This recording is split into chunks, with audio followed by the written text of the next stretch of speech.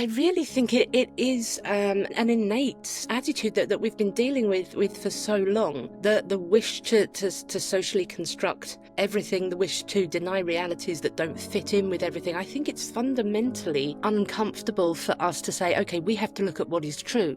Some of the things that are true may not be what we'd like them to be, but then once we know what's true, we can work with that. But then with the rise of postmodern thought in the 60s, that they kind of brought up this idea that everything is a construct of power and privilege, as though it was new, as though nobody had noticed this before, as though the whole sort of development of liberalism and Enlightenment thought hadn't been entirely about overturning oppressive structures like feudalism, like theocracy, like patriarchy, like colonialism, like slavery. We have for a long time been looking at socially constructed systems that oppress one group or another and dismantling them so that people have society is open to more people. And this is what liberalism has been doing, but it made huge strides in the 60s and 70s, where we had the civil rights movement. We had laws that enabled women and people of racial minority to access all professions, to get paid the same amount. We decriminalised homosexuality. Once those legal changes had been made, what was left was to address the attitudes that continued to exist, which said that women are irrational and really suited to be in the home, that white people really are the superior rational logical race, and black people are more suited to subservient jobs, and that homosexuality is some kind of illness or sin. So there was a need still to address those attitudes, because racism, sexism, homophobia haven't gone away, but the idea that the postmodernists had to radically